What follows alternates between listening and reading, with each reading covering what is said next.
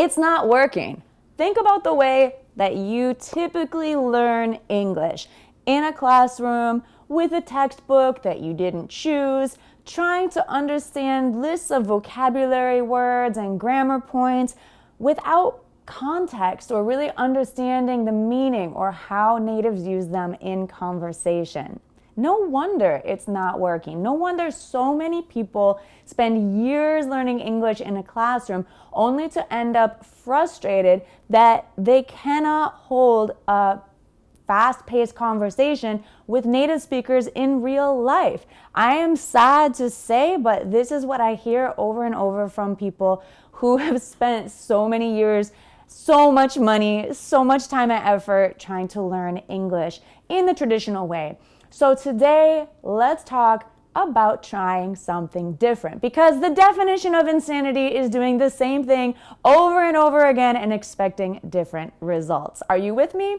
Well, if this is your first time here, then hello, my name is Gabby. I am your American English teacher here to help you get fluent. I'm the founder of GoNaturalEnglish.com, where you can find hundreds, maybe thousands at this point, of my free lessons and also my course, my premium course called Fluent Communication, and some other goodies like my ebook, audio ebooks that can help you on your journey to fluency. So let's talk about where your fluency journey went wrong and how to make it right. When I learned Spanish in college, I had a textbook that I learned all the grammar points for.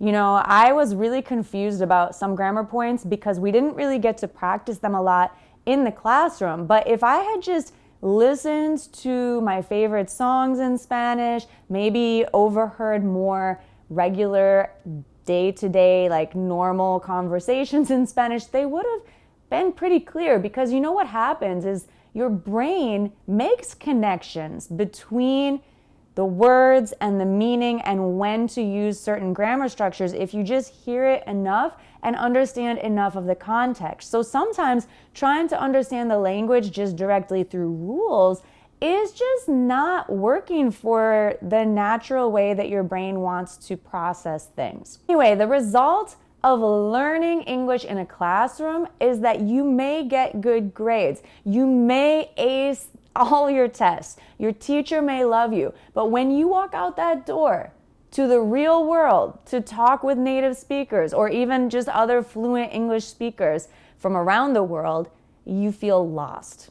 Why? Because you spent all your time in the classroom. So you're comfortable in the classroom, but now you have to get out of your comfort zone and apply what you learned to the real world, except you don't really have any experience observing or interacting in the real world yet. So it's almost like starting from zero again. I mean, you're not really starting from zero because you may know some vocabulary, you may know some grammar rules, but to apply that to the real world is a different story. Do you know what I mean? Have you ever felt like this? Like you did really well on your test, but then maybe you can't understand if you watch a TV show in English without subtitles. It's like that. That's what I'm talking about. First, let's talk about your environment. You probably learned English in a classroom, so your environment was a teacher who may or may not have spoken English with you, your classmates who were all learning English, who probably didn't speak much English with you, and a bunch of desks and chairs, maybe some windows. Definitely not like the real world. Can we agree on that? So while you may have been comfortable in the classroom, that didn't really prepare you very well for actual use in the real world, in a meeting at work, public speaking at a conference in your field, talking to new friends in your neighborhood, or going out to a restaurant, cafe, or bar. These simple things that should be easy aren't, because you just simply were not prepared for them in the classroom. So if you want to learn to speak English fluently and confidently in these different situations, I know this is going to be a shock to you, but you have to put yourself in these situations, okay? That's me trying to be funny. I know it's not that shocking. I am just trying to tell you how important it is to do the thing that you want to do. That might sound crazy, right? But you have to throw yourself into these situations, even though they may feel uncomfortable at first. It's how a baby learns. Do you think a baby always feels comfortable and confident speaking English? No, they learn from nothing, just being in the environment where people were speaking English. But that's why babies start talking in simple terms with vocabulary like mama, dada, because that is who is around them. That's the environment that they're in. So bottom line, you have to put yourself in the environment that you want to be able to speak English in. So if you want to be able to make a presentation and be an amazing public speaker, then you need to go watch public speakers. You need to watch people making presentations and force yourself to start making them yourself as soon as possible. Second, let's talk about that textbook. I remember in college when I was learning Spanish, I opened it up to chapter 1, and the first thing we had to do, I still don't understand why, we had to learn and memorize a long list of zoo animal names, like hippopotamo, like hippopotamus.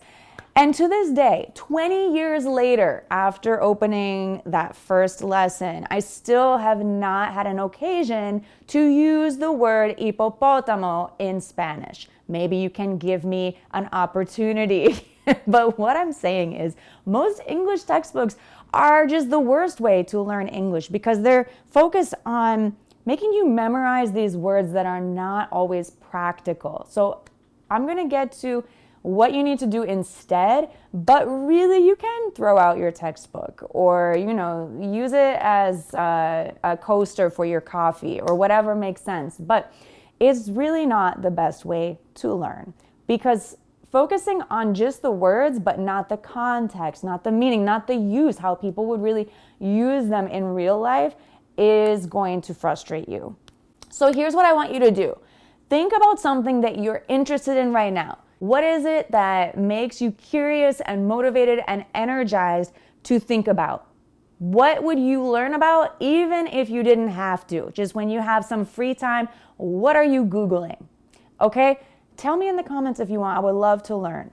Now, take that topic in English and think about how you can give yourself two things: input and output. The concepts of input and output are very important for fluency. Input means that you're putting something from the language into your brain, whether that's through your eyes or through your ears. So input could be reading or it could be listening. So what is something that you could read about your topic? Maybe a blog, maybe a book, maybe a magazine, a news article, something else, maybe Reddit, Quora, other social media sites or groups. What is something that you could listen to about your topic? A podcast, a video.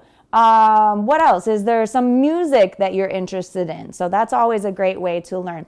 And what about output? Output means that you are putting out something that you made. So that could be speaking, even singing. It could be writing. So if you have someone to speak with in English about this topic, excellent. If you don't, that's not an excuse because you can always talk to yourself, record yourself, sing to yourself. It all helps. Don't act like that doesn't help or doesn't matter. It does. Writing, you can write a blog post, write on social media. You could even write your own book. There's so many things that you could do. You could write a poem. I used to write poems and song lyrics when I was learning French. So just choose something that you enjoy.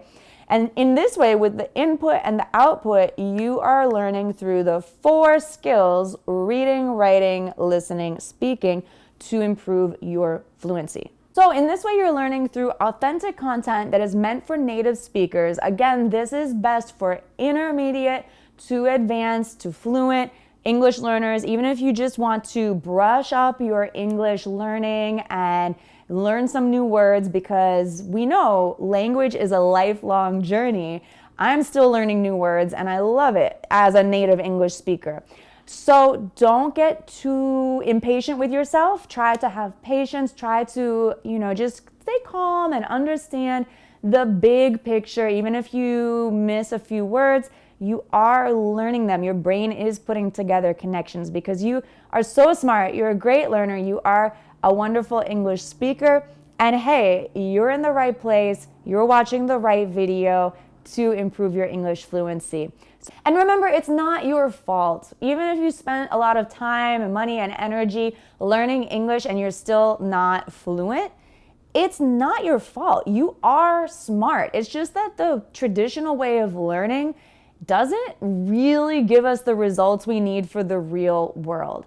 So remember, you are 100% capable. You can do this. So don't doubt yourself. In fact, I want you to start thinking of yourself as an English speaker, not just an English learner, but I want you to say, hey, yes, I speak English. I'm learning, I'm still improving, but I speak English. So go ahead and say it right now so that your subconscious starts listening to you, identifying as an English speaker.